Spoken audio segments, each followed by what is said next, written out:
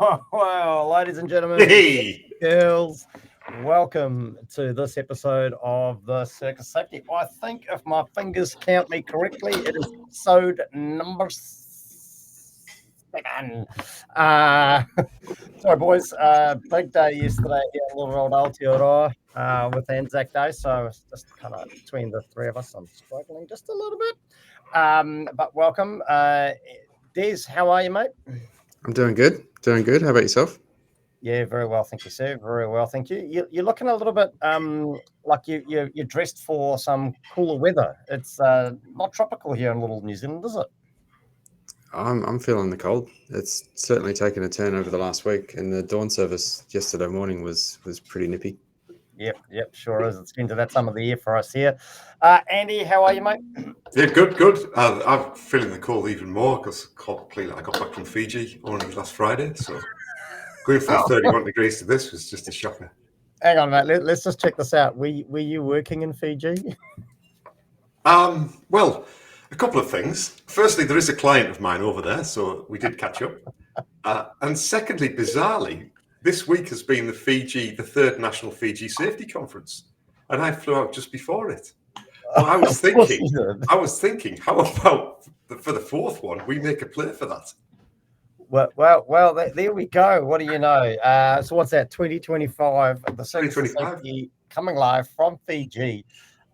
You heard it here first. Hey, really quickly there, Andy, mate. How's our young apprentice Oliver going in the last fortnight? Well, clearly it's school holidays, so he's available for a chat. So why don't you ask him yourself, Oliver? Do you want to come on? Really? Come on board? Oh, hey, Oliver, how's it going? Good. Hey, how's the school holidays been treating you?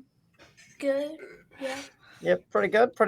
Now listen, every fortnight, I don't know if your dad's told you, but he tells us how your journey to safety is going as his young apprentice. So what have you been up to for the last couple of weeks, mate?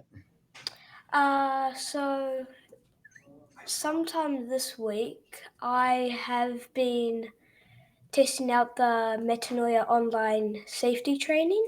Wow, that sounds pretty exciting. And hey, mate, listen, what's the feedback like on the online training from Metanoia Safety? Pretty good, yeah.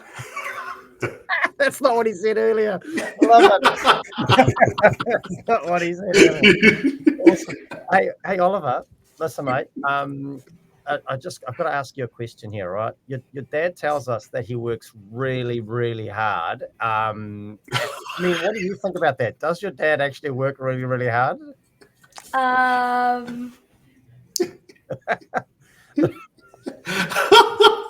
Maybe. I love it.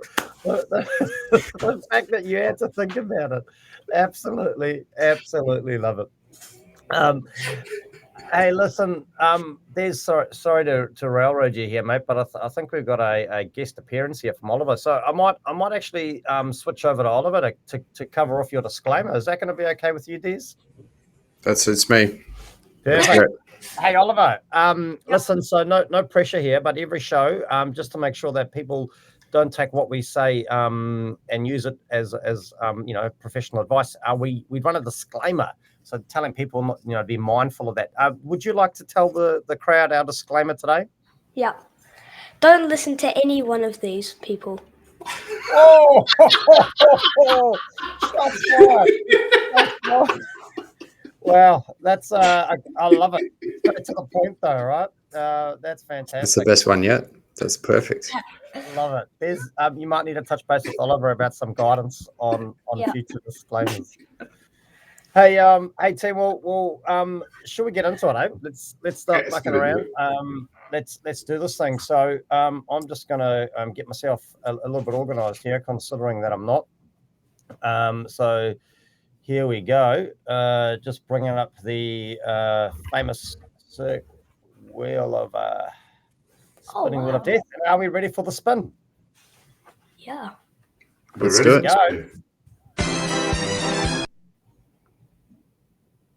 Go. Oh, well, there we go. I'm not sure what happened to the sound there. That seemed to kind of fall over a little bit like my Friday morning. Do safety conferences really add value? Wow, what a topic! What a topic today.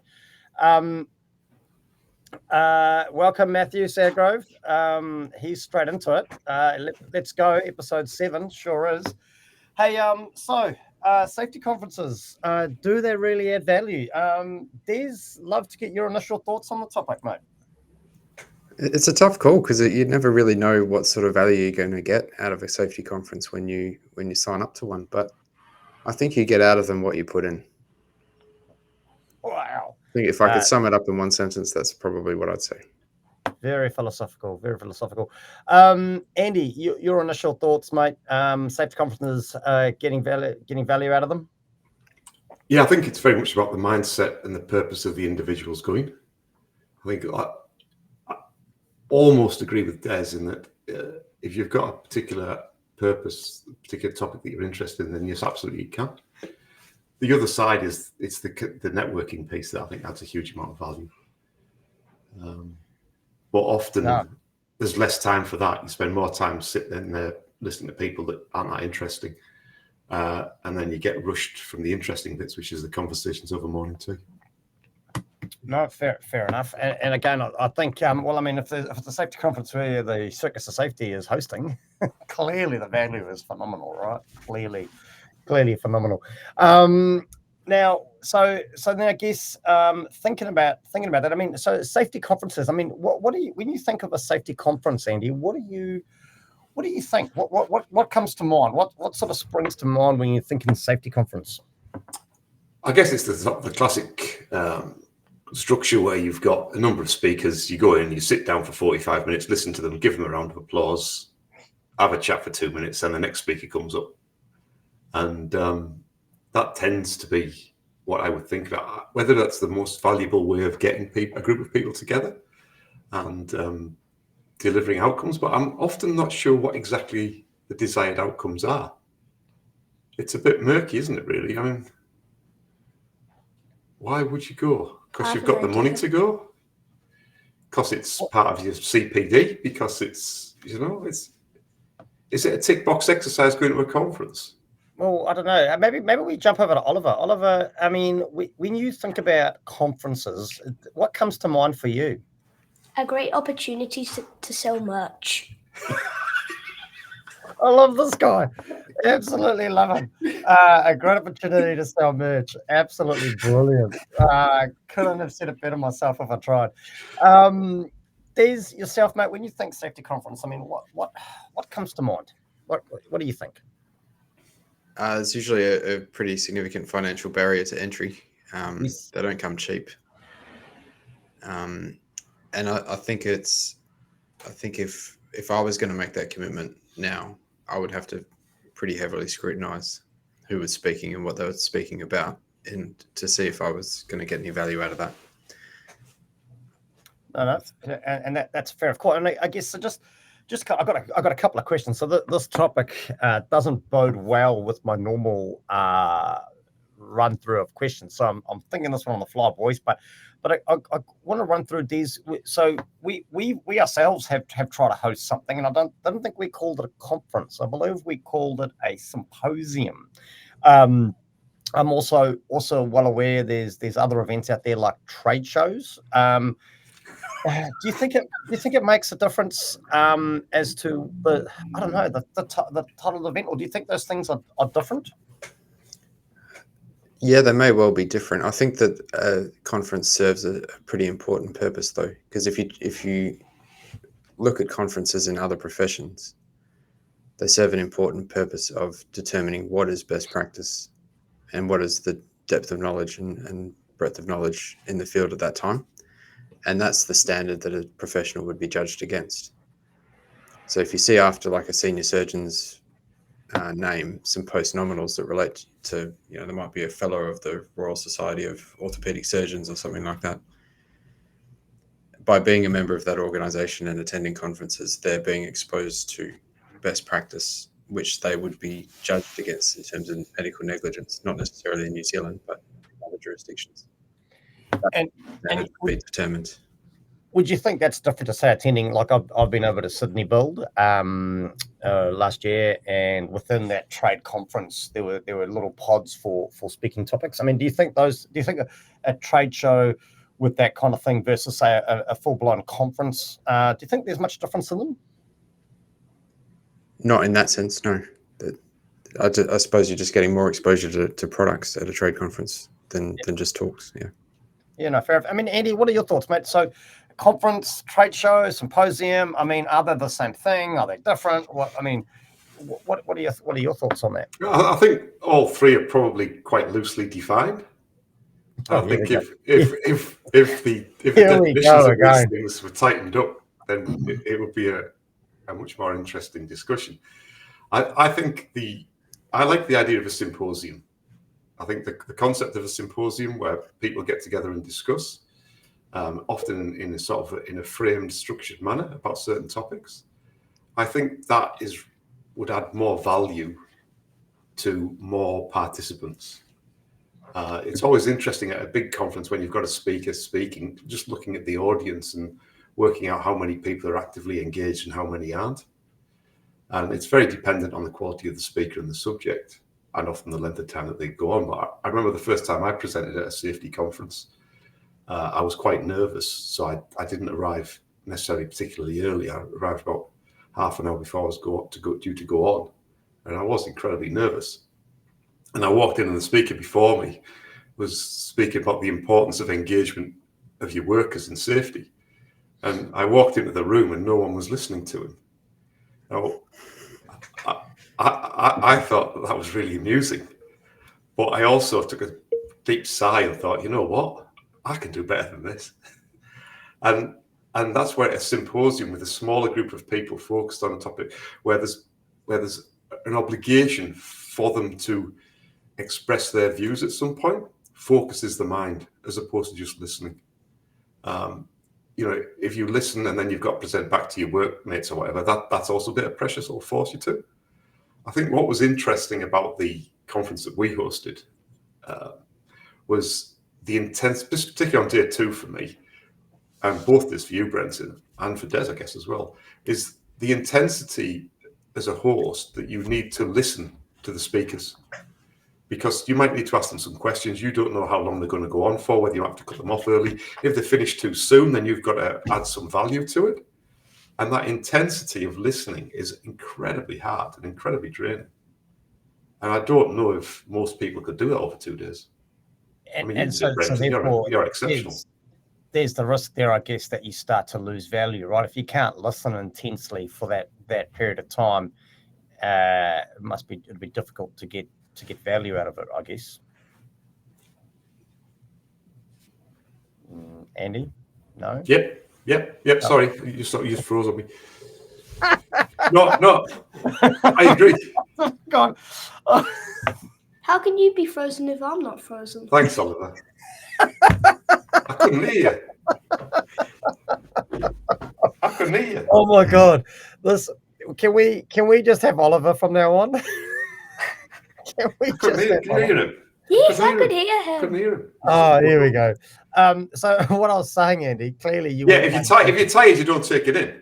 Yeah. So listening to people speak for 7 hours a day, you take about 5% in of that, I would reckon. And so here's probably a bit of an eye opener for me. Was I supposed to listen to all those speakers intensely? Oh, absolutely. Okay. But on the first day, I mean, that was basically Des's job, right? Yeah. So Des was listening intently, then he was giving his notes and prompts towards the end, so we could fill in that gap if need be. Yes. But it's very, very hard. And there's tons of research about this as well. Is that your effectiveness as a learner decreases by the more that you're bombarded with. You reach, what's it called? Your brain's limit or something, some bandwidth or something. Saturation point. Yeah, saturation point. Cognitive overload. No, that's cool. And Matthew Sagrove, chiming in here adds a great comment. Value is completely subjective, and I think that's what we're starting to talk about, right? Relative to the growth stage of the professional attending and the relevance of the subjects covered. Real value is in the connections made and the problems halved through sharing during this networking time. So This adds an interesting dilemma, right? So we go to a conference and we've spoken about the fact that often there's a massive barrier to entry, right? You get to the conference, and if the value is more found in the networking, which seems to be a bit of a theme that we're picking up here, is that what you're saying, Andy, where maybe the symposium style event is possibly something where you can get that value, you get in the networking and the education all in the same sort of breath, and maybe that's where Matthew's also going with that one. Yeah, I really like the idea of having a speaker presenting for half an hour, 45 minutes about some concept, some idea, and then having structured activity from that for the participants to unpick it and then bring it all back together. And share that knowledge. So you're formalizing the social part of it and that cross-pollination. And that was what we tried to do with the symposium. I think it was pretty successful. And it's probably something that we should look at doing again later this year. Yeah, no, fair. And Des, what about you? I mean, in terms of, I mean, you've got a team, right? You've got it's not just you, yourself, and you at your place of work. I mean, in terms of you get one of your employees come up to you and say, "Hey, Des, listen, I really would like to attend this particular conference or event or symposium."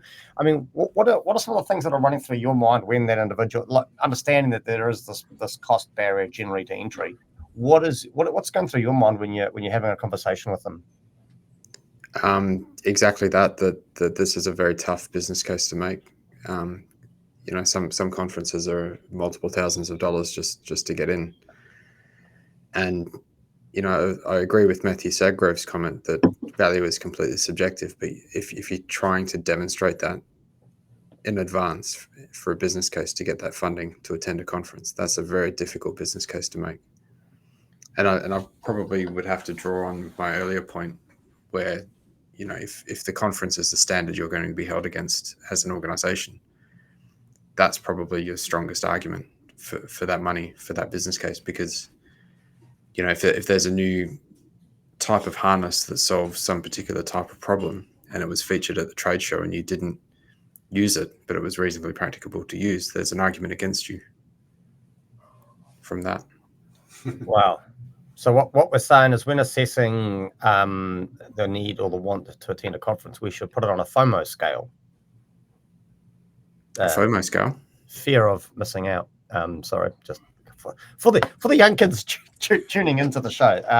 So maybe we need to develop some kind of Circus of Safety FOMO scale for assessing relevance of attending a conference, which could be interesting. Now, there's sort of sticking with you. I guess that like you said, that's a real difficult thing. And I guess when we're assessing value of a conference, could we maybe look? What are your thoughts on it? And I'm just kind of having a thought. It's just kind of come to mind here, rather than trying to. And again, difficult. But listen, let's just amuse me here for a minute. What about assessing the value on the flip side? So, would you expect one of your employees, if part of your team, you've gone, yep, sure, no worries, we'll spend this investment, we'll send you off to this conference. What are your thoughts on looking to gain the value on the other side? Where would you expect anything from them on return, such as presenting to the team, I don't know, running an in-house conversation or to dispel their learnings? What are your thoughts on that? Damn, good question. I would, at the very least, expect them to have pages of notes with sort of key takeaways and key points that they've picked up. It might be things to research a bit further. It might be to get that speaker into the organization and do some work. That's what I would expect at the very least. I don't think I'd put my team through having to deliver a talk on their experience at the conference, but I'd expect them to pick up notes and connections.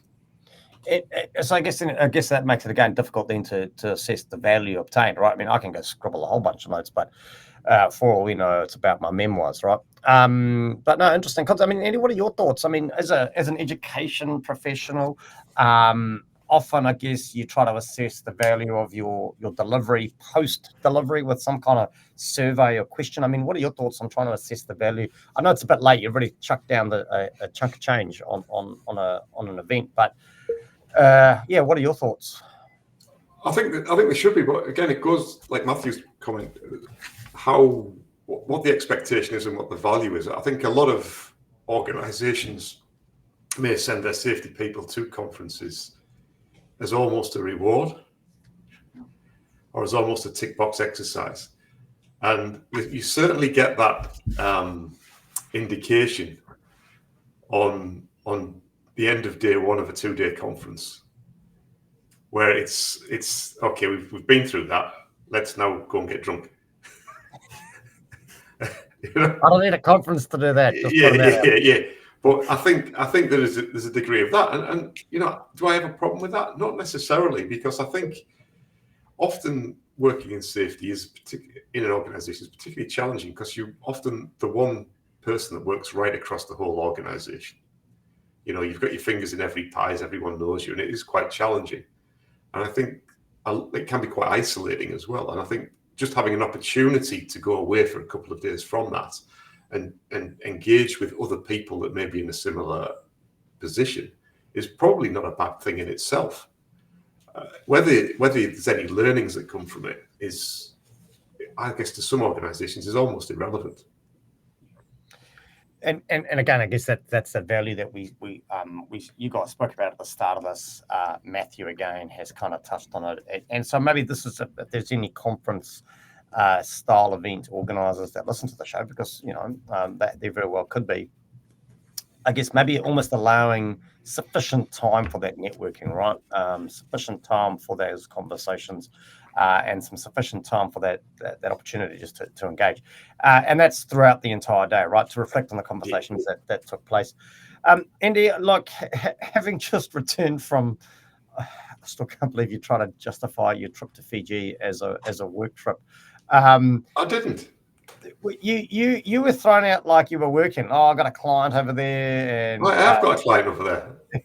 You can draw whatever conclusion you want. He does have a client over there, but he wasn't really working.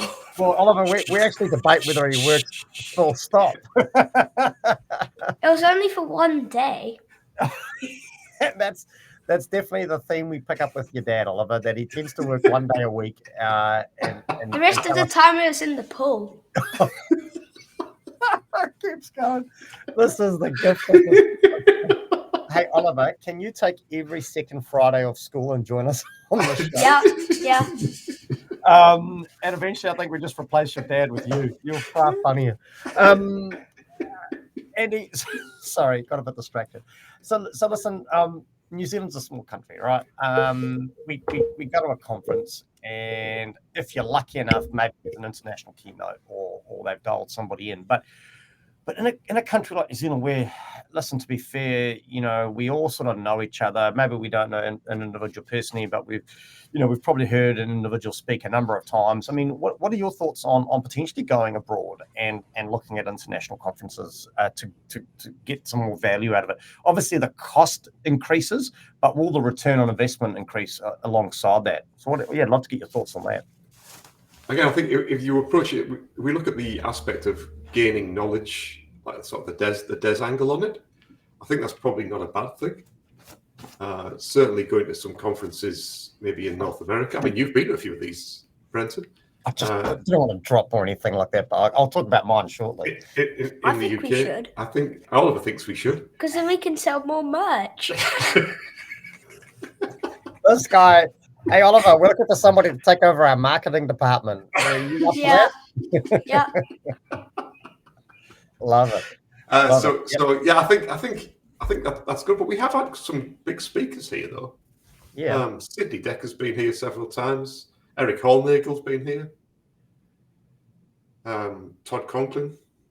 Yeah. So I guess, yeah. So again, it's going to depend on what your definition of value is, right? And what you're trying to take. I mean, Des, what are your thoughts of, going abroad, looking for international speakers? I mean, what are your thoughts? I had heard some good feedback about the Wollongong Global Health and Safety Conference. Apparently, they had live bands and all sorts of stuff, so it was actually like a bit of quite an event rather than just a conference. But I'm pretty keen to hear about your experience in the United States and North America. Talk us through what the good parts were there. Yeah, well, I mean, so obviously a massive cost to entry there, having to get to the States as well. But for me, it was, and I guess I've been very lucky to have the opportunity recently to actually head over and attend.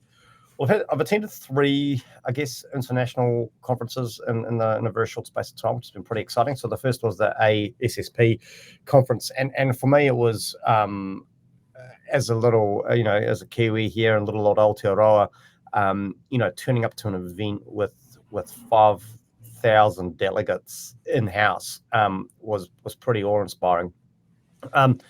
I guess one of my worries, and again, this is a useful thing to you get familiar with. I guess one of my worries was the volume of information and the volume of possible learning. It can be quite intimidating in a large scale event like that, because there's only so much time in the day, and there's so many things going on, so many different streams going on. I mean, those event organizers have got it down pat to help you make those decisions, but there was a lot of FOMO going on, like, oh, I want to go to this one, but there's a fear of missing out on that. And I've also found it was interesting, and overall, I found the experience really impressive. And again, there was a lot of value in the learning, in some of the speakers that I went and saw, but there's also probably a lot of learning in just having conversations with different people. So I met up with, at lunchtime, we'd head off to where we had lunch in America, for example, and we'd just go find a random table and sit down and start talking, and people pick up on your accent pretty quick and start having some really interesting conversations. So it wasn't necessarily about networking in the sense of meeting new friends, but more around just understanding the sort of stuff that they got to deal with, and it was fascinating. I met up with a couple of ladies. I'll never forget this conversation around, they worked for a pizza chain, and that they were talking about the how they got to deal with a lot of violent offending in terms of people turning up with robberies and the like, and how they were their biggest decision in terms of coming to the conference was, do they bring their weapon with them or do they check it at the airport? It was, like, and you're having these conversations with this woman, and she's straight faced, and it's just like it was pretty impressive. I also attended the World Congress, and that was a very interesting piece around getting perspectives globally, and they've brought a whole lot of people over to Sydney, which was which was a great event. A load of internationals, and just getting a feel for what was going on globally, especially when you're stuck down here in New Zealand, and we do tend to hear the same thing a little bit over and over again, was really impressive. A little bit more challenging with international speakers, though. I found, Andy, you spoke about that needing to listen piece. Needing to listen to somebody who's doing a great job, where English is possibly their 3rd or 4th language, to try to take away the message was actually quite tiring and really hard work. But the value, I think, from some of those messages was key. And then, Des, to be fair, the World Congress had a great party afterwards. That was probably the best moment in Sydney, meeting up with some international collaborators. So I definitely think there's value to be had, and I've enjoyed so far the international aspect of the conferences, from a networking perspective, but also B, just a clarity that what we're doing is actually all right here in New Zealand. Maybe our results aren't reflective of that, but some of the we're facing the same problems as others globally. Got another question for you boys. Sorry. Thanks for the opportunity to show pony there for a little bit. Appreciate that. Des, I mean, your thoughts. I mean, I'm just going to put it out there because this is going to be an interesting concept. Do you think that webinars have killed the conferences? I was kind of taking stock there from, radio killed the video stars from the presidents of the USA. But do you think? I mean, we're like podcasts, webinars. There's all this stuff out there which you could argue is adding your CPD value, adding your learning value, and then and often they're free, right? Like, we don't charge. Maybe we should. Oliver, what are your thoughts? Should we charge people to listen to us? No, because we don't give advice really. Oh, cool, good. Love is theory. Fair enough. He's good at it. Yeah. But there's so much out there, Des. I mean, is the web, is these webinars, these podcasts, is that killing the conference space? What are your thoughts? Wow, what a great question. I honestly don't know. I mean, we saw conferences not be able to be used in that format during COVID, and they're back with a vengeance now. So there's something there that's missing from a webinar or a podcast or some other format. There's something there at a conference that people are willing to pay for and go back to year after year.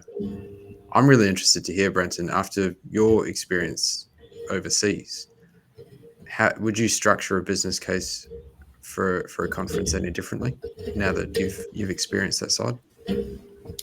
Would I structure? Wow. So what are you putting in the business case now that you didn't put in before? Well, so firstly, I think it's not so. So my first aspect of that is I wouldn't be putting it in annually, as an example, right? I don't think I'd be putting in a business case to go to the American conference again in the next little while, only because I think there's a lot of value in getting around.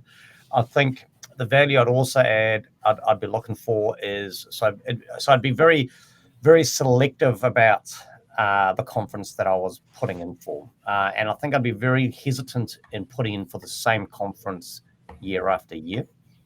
I think there's a lot of value to be added. Like I know there's this big conference coming up in slipped my mind. I was talking about it this morning. 2025, Japan. I think I've mentioned this to you boys. So I'd be interested in putting in a business case for that. And I guess what we're looking at from that aspect is, in New Zealand, we're such a melting pot of culture and such a melting pot of identities that, getting experience in other cultures and around what they're dealing with would add a lot of value to how we deliver safety here with such a range. So I'd be very mindful of where I was putting those conferences in, and I'd be very mindful of not putting in conferences at the same conference year after year. And I think the approach that I'd be taking is looking at it from a sort of a cultural intelligence point of view, and going, hey, listen, you could argue that safety is safety, and let's be fair, there's some cool tech and cool stuff coming out, but a lot of the principles of what we do don't really change per se, but how we deliver them to the different cultures we work with. I think there's a lot of value to add in selling a business case that way, and there's a lot more emphasis and thought actually these days going into cultural intelligence. In fact, I think a friend of mine, you guys might know him, Greg Beers, running another podcast of all things on cultural intelligence. So it's definitely an up and coming thing, and if you're not already across it, but I think there's a lot of value in that aspect of it. Engaging with others, engaging with each other globally, to understand how we can deliver more effectively back here in New Zealand.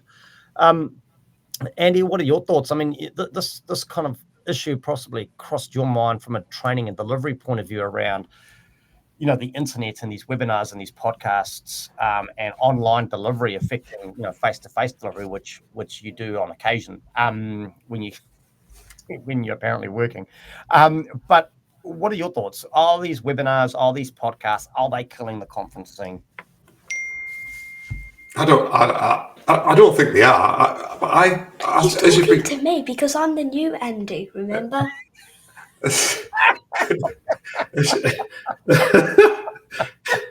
What do you think? What do you think, Oliver? Love to hear what you think.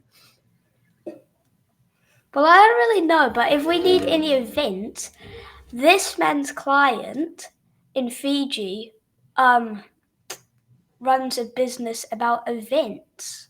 Wow. So maybe he could help us run an event. Yeah, he could. Yeah. He could. That's what he does. Nice. It was interesting. And Andy, on your considering this is your last show before Oliver takes over, what are your thoughts? I think the webinars are a useful tool, potentially very useful if it's structured correctly. Often, the ones that I've been an audience member on, often it's just somebody talking at you, and you don't get that value. As a facilitator, you want the engagement piece, and that's what the symposium idea is much better, where you've got structured conversations sitting after it.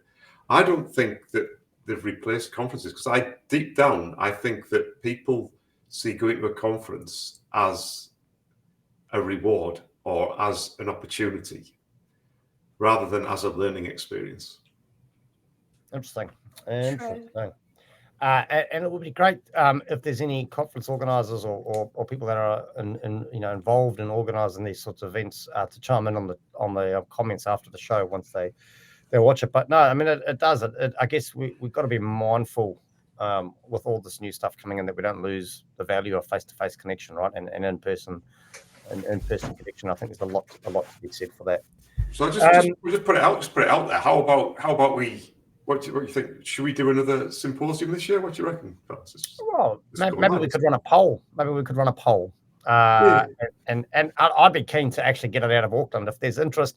I know we've got a big listener base in Christchurch. I thought we had a big listener base over in Australia too. Maybe we could get a couple of symposiums rolling. But hey, shoot big, fall flat is my goal in life. Shoot big, fall flat. So Des, just as we wrap up this thing, I mean, what are your sort of takeaways, I guess, going forward now, thinking about conferences and the like? What are your final wrap-up thoughts, takeaways on the whole concept? My biggest takeaway from this talk is your idea of having a variety of conferences year on year. So not going to the same one, but going to a different one. I think that's a pretty cool idea. Cool. Awesome. Oliver, what are your thoughts, mate? Are you frothing to go sign up to a safety conference anytime soon? No. Wow. Again, love it. Straight to the point. Andy, what are your thoughts, mate? To conference or not to conference? I mean, yeah, what are your takeaways from today's show? Yeah, I think there's a value in them, but I don't think the value is often what people perceive the value to be. I imagine there's a lot of BS happens in people putting a business case together to go for one, when the reality is they just want a couple of days out of the office to catch up with some people that are suffering the same sort of problems that they're suffering with. So you could say that safety conferences are good for the well-being of safety practitioners. Wow. This brings another fascinating thing. What is a large group of safety people, a collective of safety people called? Is there a group name for us? A hierarchy. What?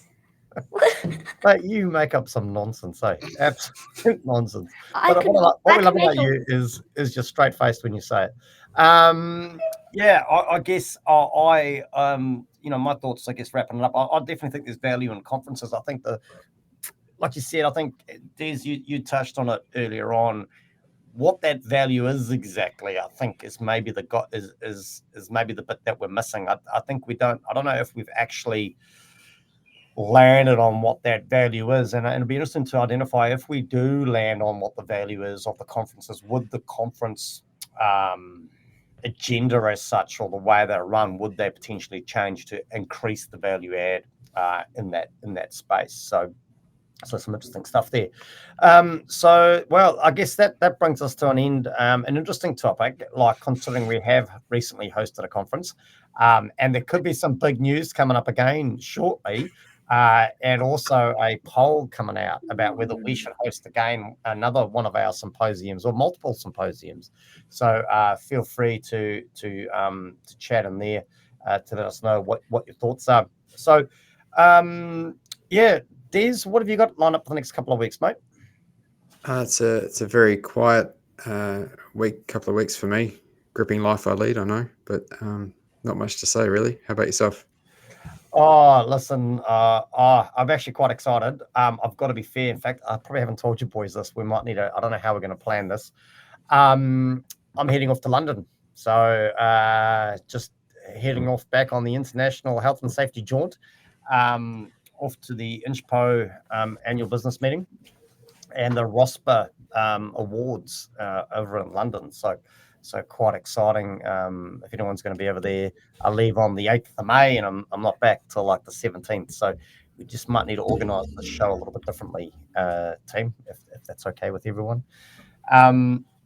Des, just before we wrap up, just so you know, Julie Taylor has reached out and said, what a nice jumper you're wearing. Thanks, Julie. It's a very special one. That's that merch, Oliver. That's the merch. Oh, where's Oliver gone? I can only see his face. Oh, the hoodie. Oh, he was just demonstrating that he can pull the hood up because he's the only one in the world with the hoodie version. Hey, Oliver, Do you Yeah. have a Circus of Safety mug? Yes. Am I the only person in the world without a Circus of Safety mug? Well, we had one. There was actually one. There was one here for you, but someone requested it on Wednesday. Oh my god. Anyway. Are there any mugs I can take with me to London? I have promised people some mugs, so Yeah, we'll get some to you. I need to get some mugs to London. We're going global with the merch. Oliver would be proud. Oliver, what have you got happening in the next couple of weeks, mate? Probably I'm going to make some slides. Nice. Look forward to hearing all about those slides. Yeah. Hopefully they're fun and safe slides. Andy, what about you, mate? You got any actual work lined up in the next couple of weeks? Yep. I'll keep an eye on him. 4 days next week. I'll keep an eye on him. Good work, Oliver. I can behavioural safety and something else. Maybe that's something else is going back to Fiji and hanging in the pool. We might have to run a show from Fiji. It sounds like that's the place to be at the moment. No, brilliant. Yeah. Hey, also, team, we've got some massive news. We're super excited. Thanks to everyone listening. We hit a wee little milestone this week, gentlemen. Des, do you want to share what the milestone is after my drum roll? Let's do it. Okay, so here we go. The milestone we hit this week was 1,000 followers. Woo! Yeah. Who would have thought 1,000 of you are tuning in to our LinkedIn page? Actually, 1,001. We're now up to 1,001, and thank you, Oliver. That's a great segue. I just want to do a big shout out to our latest follower, Vladimir Vazovic. Also known as Vlad. He studied at the Otago Polytechnic. I believe he's currently based out of Auckland and works for an organisation some of you might know, Brosnan. Hope you're not pulling rank there, Des. But hey, Vlad, thanks for tuning in, mate. Thanks for listening. And I think, was it Derek Toner that said we don't actually have any frontline leaders listening to our show? Well, Derek, guess what? We do now. So thanks to Vlad, one of our frontline leaders, actually tuning in to listen to the show. So big shout out to Vlad and everyone else tuning in. So listen, we've got some real exciting news. We're hoping to drop and formalize in the next week or two. So please stay tuned. Really excited about it. It's going to be awesome. Thanks to everyone that's reached out too about helping us with our website that we did a shout out to. We will be back in touch real soon on that. So that's some really exciting stuff. There's just so much stuff going on. It's just so exciting. And I can't wait to share it with you all. So massive thank you to everyone. Oliver, mate, hey, listen, thanks for making the show what it was today. Without you, it would have been as boring as a boring thing, really. So thank you for tuning in and joining us today. It was greatly appreciated. So I guess, team, sorry to keep you up, Andy. You clearly have something to more pressing to get to. So we'll call it a close for the rest of the day. Take care and catch you later. See you guys. Thanks, guys.